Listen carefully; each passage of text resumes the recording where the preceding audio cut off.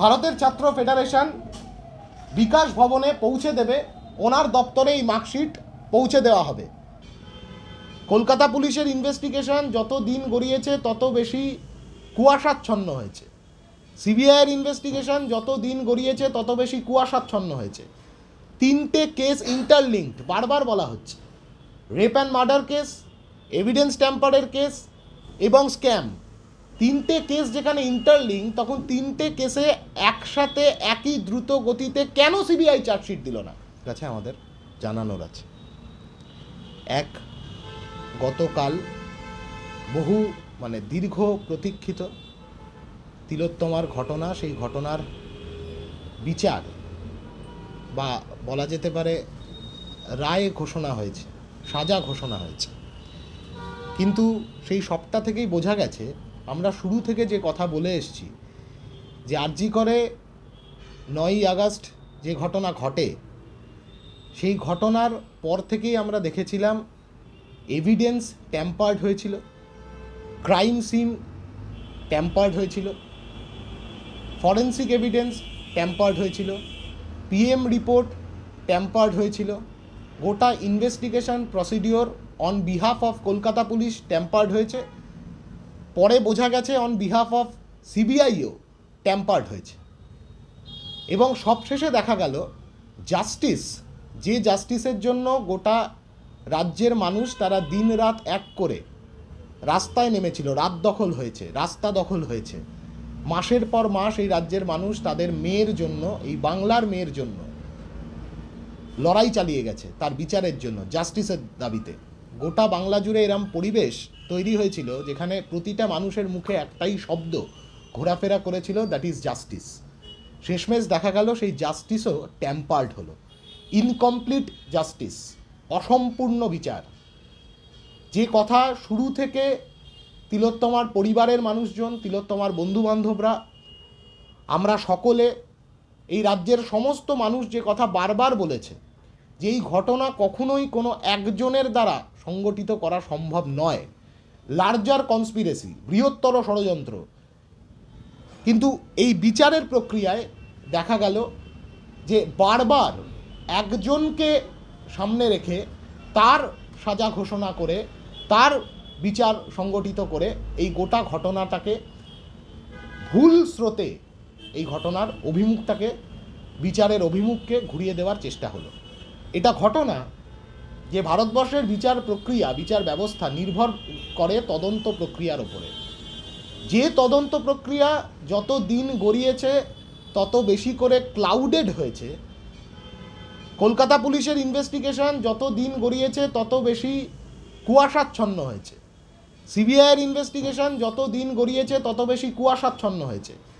3টে case interlinked, বারবার বলা হচ্ছে। Rape and murder case, evidence ট্যাম্পারের কেস এবং স্ক্যাম। 3টে কেস যেখানে ইন্টারলিঙ্ক, তখন 3টে কেসে একসাথে একই দ্রুত গতিতে কেন সিবিআই চার্জশিট দিল না? আমরা বারবার এই প্রশ্ন সামনে রেখেছি, কেন 90 দিনের মধ্যে চার্জশিট দেওয়া হলো না বলে, চার্জশিটের অভাবে সন্দীপ ঘোষ, অভিজিৎ মণ্ডলরা জামিন পেয়ে গেল। কিসের জন্য? এ তো বোঝা যাচ্ছে যে আসলে এই লার্জার কনস্পিরেসিকে ঢাকা দিয়ে সহজে শর্টকাট পদ্ধতিতে, shortcut justice, tempered justice, incomplete justice deliver করা হলো। লড়াই চলবে। তিলোত্তমার বাবা মা তারা এই কথা বারংবার বলেছে, সংবাদ মাধ্যমের মাধ্যমেই তাদের কথা আমরা শুনেছি। তারা এই আহ্বান জানিয়েছে এই রাজ্যের মানুষের কাছে যে লড়াইয়ের দ্বিতীয় ধাপ, দ্বিতীয় পর্যায়ে, তাতে এই লড়াইটা এগিয়েছে। এই লড়াইটাকে চালিয়ে নিয়ে যেতে হবে যতক্ষণ না সমস্ত দোষীরা শাস্তি পাচ্ছে, যতক্ষণ না যারা যারা এই অপরাধ চক্রকে, আমাদের রাজ্যের সমস্ত মেডিকেল কলেজে দিনের পর দিন যারা এই অপরাধ চক্রকে প্রশ্রয় দিয়েছে, এই অপরাধ চক্র তো, এই অপরাধ চক্রের বীজ যে কোথায় কোথায় পোঁতা আছে তার পরের একটার পর একটা ঘটনায় তো আমরা দেখতে পেলাম। মেদিনীপুর মেডিকেল কলেজ, জাল স্যালাইন, বিষাক্ত স্যালাইন, বিষাক্ত ওষুধ, এই জাল ওষুধ পাচারের কারবার, এই কারবারও তো এই একই ধরনের অপরাধ চক্র, অপরাধের কেন্দ্রবিন্দু থেকে পরিচালিত। কারা আছে এর পেছনে ধরতে হবে। যারা যারা এই ঘটনা ঘটিয়েছে, যারা যারা এই ঘটনা ঘটানোতে মদত দিয়েছে, যারা যারা দিনের পর দিন এই ধরনের অপরাধ চক্রকে লালন পালন করেছে, তাদের প্রত্যেককে শাস্তি দিতে হবে। তদন্ত প্রক্রিয়াকে দ্রুত শেষ করতে হবে। সিবিআই নির্দিষ্ট সেটিংয়ের মাধ্যমে সিবিআই পরিচালিত হলে চলবে না। এই ঘটনাই সামনে এনে দিয়েছে যে স্বাস্থ্য পরিকাঠামোয় আমাদের গোটা রাজ্যের সরকারের ভূমিকা কী।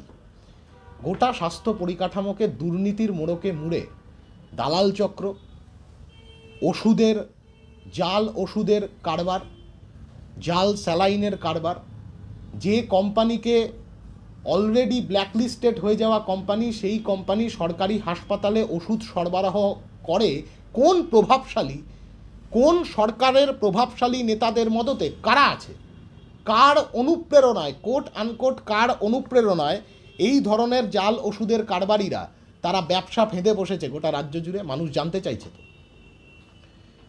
মেদিনীপুর মেডিকেল কলেজ শুধু নয়, গোটা রাজ্যের একাধিক মেডিকেল কলেজ থেকে সেই নির্দিষ্ট ব্ল্যাকলিস্টেড কোম্পানির ওষুধ, স্যালাইন, এই সমস্ত কিছু উদ্ধার হয়েছে।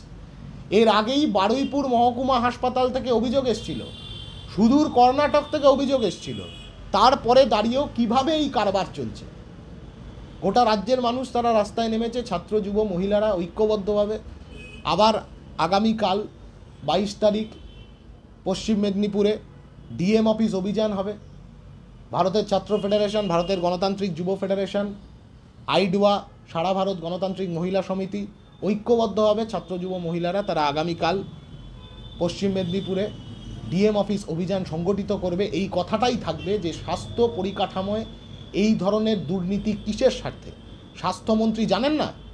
যদি না জেনে থাকেন তাহলে তো অবিলম্বে স্বাস্থ্যমন্ত্রীর পদত্যাগ করা উচিত। কোনো যোগ্যতা ওনার আর নেই ওই চেয়ারটায় বসে থাকবার। করবে ছেলেমেয়েরা, তারা সামনে কোন ভবিষ্যৎ, কোন স্বপ্নের দিকে ছুটতে চেয়ে। যে কেউ পড়াশোনা করে ভবিষ্যতে আমি পড়াশোনা শেষ করে একটা কাজ করব, সৎপথে রোজগার করব, সেই উপায়ের জন্য সরকার এমন ব্যবস্থা করছে যে কোনো উপায় তো রাখছেই না, উল্টে সেই উপায়ের বিকল্প হিসেবে প্রতি পঞ্চায়েতে মদের দোকান খুলে দিয়ে সেই নেশার মধ্যে ডুবিয়ে রাখবার চেষ্টা করছে ছাত্র সমাজকে। আমরা এর আগেই ঘোষণা করেছি আগামী 27শে জানুয়ারি বিকাশ ভবন অভিযান। শিক্ষামন্ত্রীকে জবাব দিতে হবে যে কোন মনোভাব থেকে গোটা বাংলার মাটিতে, যে বাংলার মাটি সার্বজনীন শিক্ষার মাটি, যে বাংলার মাটি শিক্ষার সম্প্রসারণের মাটি, যে বাংলার মাটি সর্বশিক্ষা অভিযান, গোটা দেশ জুড়ে সর্বশিক্ষা অভিযানের বার্তা পৌঁছানো এবং বাংলায় সর্বশিক্ষা অভিযানকে সাফল্যের মধ্যে নিয়ে যাওয়া, সেই মাটি, যে বাংলার মাটি মাত্র 2 বছরের মধ্যে 3000 স্কুল তৈরি হয়েছিল, নিউ স্টার্ট আপ স্কুল, যাতে করে একদম প্রান্তিক অংশের ছেলেমেয়েরা তারা পড়াশোনা করবার সুযোগ পায়। সেই বাংলার মাটিতে পড়াশোনাকে গুরুত্বহীন করে দিয়ে কোন ভবিষ্যতের দিকে এই বাংলাকে ওনারা নিয়ে যেতে চাইছেন, তার উত্তর, তার জবাব ওনাদের দিতে হবে। বিকল্প শিক্ষানীতি, যার সামগ্রিকভাবে বিকল্প শিক্ষানীতির কী ভাবনা আমরা সামনে রাখতে চাইছি এর আগেই আমরা ঘোষণা করেছি। এই বিকল্প শিক্ষানীতি ইতিমধ্যেই জেলায় জেলায় নানান শিক্ষাবিদ, শিক্ষার সঙ্গে সংযুক্ত মানুষজন যারা শিক্ষা নিয়ে, শিক্ষার পরিকাঠামো উন্নয়ন, শিক্ষার মান উন্নয়ন এই বাংলার মাটিতে এসব নিয়ে ভাবনা চিন্তা করেন, তাদের কাছে পৌঁছে দেওয়া হয়েছে। তাদের মতামত আমরা নিচ্ছি আরও আপডেট করবার জন্য এই শিক্ষানীতিকে, আমরা যে শিক্ষানীতিকে সামনে রাখবার চেষ্টা করছি। এবং গোটা বাংলার মানুষের কাছে খুব শীঘ্রই এই বিকল্প শিক্ষানীতি পৌঁছে দেওয়া হবে তাদের মতামতের জন্য।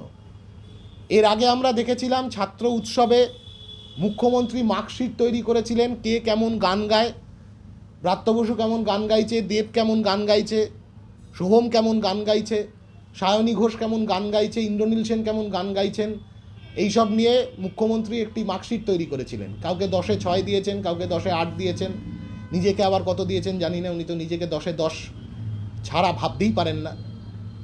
কিন্তু এই সবের পরেও আমার আপনার টাকা, পাবলিক মানি খরচা করে দেবের নাচ গান দেখানো হলো ছাত্র উৎসবে, কিন্তু কটা স্কুল তৈরি করা হবে, কটা কলেজ তৈরি করা হবে, কটা বিশ্ববিদ্যালয়, পূর্ণাঙ্গ বিশ্ববিদ্যালয় পরিকাঠামো তৈরি করা হবে, তার কোনো ছবি, তার কোনো কথা আমাদের সামনে এলো না।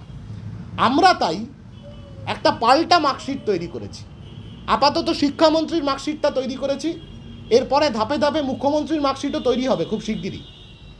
এই রাজ্যের ছাত্রছাত্রীদের মতামত নিয়ে এই রাজ্যের ছাত্র সমাজ বাংলার শিক্ষামন্ত্রী ব্রাত্য বসু, যিনি প্রতিদিন নিত্য নতুন এই বাংলার শিক্ষাকে বেচে দেওয়ার, এই বাংলার শিক্ষা ব্যবস্থাকে লাটে তুলে দেওয়ার স্ক্রিপ্ট লিখছেন, তার একটি মার্কশিট আমরা প্রস্তুত করেছি। ভারতের ছাত্র ফেডারেশন বিকাশ ভবনে পৌঁছে দেবে, ওনার দপ্তরে এই মার্কশিট পৌঁছে দেওয়া হবে। এই মার্কশিট বলছে শিক্ষা পরিকাঠামোয় সরকারি খরচ বৃদ্ধির প্রশ্নে ব্রাত্য বসু শূন্য পেয়েছেন। ড্রপ আউট রুখে ছাত্রছাত্রীদের শিক্ষার মূল স্রোতে ফেরানোর প্রশ্নে ব্রাত্য বসু শূন্য পেয়েছেন। গোটার দেশের বুকে ড্রপ আউটের পরিসংখ্যানে আমাদের রাজ্য এখন প্রায় 1 নম্বরে পৌঁছে গেছে। ছাত্র শিক্ষক অনুপাতে ভারসাম্য আনার প্রশ্নে ব্রাত্য বসু শূন্য পেয়েছেন। একটা স্কুলে 200 জন ছাত্রছাত্রী থাকলে 1 জন মাত্র শিক্ষক। কেন্দ্রের সরকারের রিপোর্ট বলছে প্রায় 6500 স্কুল ওয়ান টিচার স্কুল হিসেবে চলছে, 1 জন মাত্র শিক্ষক স্কুলে। ছাত্র শিক্ষক অনুপাতে ভারসাম্য আনার প্রশ্নে ব্রাত্য বসু 0। স্কুল কলেজে ফি নিয়ন্ত্রণের প্রশ্নে ব্রাত্য বসু শূন্য পেয়েছেন। দিনের পর দিন স্কুলের ফি বাড়ছে, কলেজে সেমিস্টারের ফি বাড়ছে। 240 টাকা ফি নেওয়ার কথা, কিন্তু দেখা যাচ্ছে ভর্তি হওয়ার ক্ষেত্রে স্কুলে স্কুলে কোথাও কোথাও 10 গুণ বেশি ফি নেওয়া হচ্ছে। কারণ কম্পোজিট গ্রান্টের টাকা, চক ডাস্টার কেনা, স্কুলটাকে পরিচালনা করা, স্কুল বিল্ডিংটাকে পরিচালনা করবার জন্য যে সরকারি ব্যয় বরাদ্দ, সেই সরকারি টাকা দেওয়া হচ্ছে না। স্কুলে পরিচালন সমিতি ও কলেজে ছাত্র সংসদ নির্বাচন সংগঠিত করার প্রশ্নে ব্রাত্য বসু শূন্য পেয়েছেন।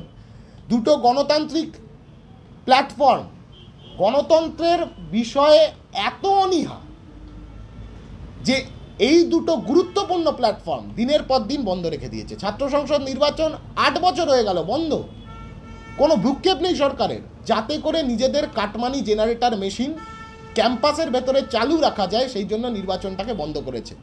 স্কুল পরিচালন সমিতির নির্বাচন বেশিরভাগ জায়গাতে হয় না, আর হলেও যা হয় তাতে বোঝা যায় না যে একটা স্কুল পরিচালন সমিতি দখল করবার জন্য এত বোমা বন্দুকের প্রয়োজন কেন হচ্ছে তার কারণ যে টাকা স্কুলের জন্য ব্যয় বরাদ্দ, সেই টাকা নিজেদের পকেটে ঢুকিয়ে তৃণমূলের ফান্ডে ঢোকানোর জন্যই বোমা বন্দুক দিয়ে স্কুল পরিচালন সমিতির নির্বাচনগুলো করানো হয়। এই দুটো নির্বাচন সংগঠিত করবার প্রশ্নেও, গণতান্ত্রিক পদ্ধতিতে সংগঠিত করবার প্রশ্নেও ব্রাত্য বসু শূন্য পেয়েছেন। সমস্ত ক্যাম্পাসে ফ্রি ইন্টারনেট জোন, ট্যাব দেওয়া হচ্ছে, সেই ট্যাব ব্যবহার করা হবে কি করে? সেই ট্যাব ব্যবহার করতে গেলে তো ফ্রি ইন্টারনেট লাগবে, সেই ট্যাব ব্যবহার করতে গেলে ফ্রি ওয়াইফাই লাগবে। প্রতিটা ক্যাম্পাসে, স্কুল কলেজ বিশ্ববিদ্যালয় মাদ্রাসা সমস্ত ক্যাম্পাসে ফ্রি ইন্টারনেট জোন চাই, এবং এটা সম্ভব। এই দেশের বুকেই একটি রাজ্যে এটা সম্ভব হয়েছে। কেরলে গোটা রাজ্য জুড়ে ফ্রি ইন্টারনেট জোন তৈরি করেছে সরকার, নিজে দায়িত্ব নিয়ে তৈরি করেছে। কেন বাংলায় সম্ভব নয়? যদি ট্যাবই দিচ্ছেন, ট্যাবটা ব্যবহার করার উপায় দিন, নাকি ট্যাব দিয়ে সেই ট্যাবে তারপর জিও সিম ভরা হবে, 3 মাস অন্তর 850 টাকা রিচার্জ করতে হবে, করে আম্বানির পকেট ভরানো হবে। তাহলে কি সরকার ট্যাব দিচ্ছে আম্বানির পকেট ভরানোর জন্য? ফ্রি ইন্টারনেট জোন সমস্ত ক্যাম্পাসে তৈরি করবার প্রশ্নে ব্রাত্য বসু শূন্য পেয়েছেন।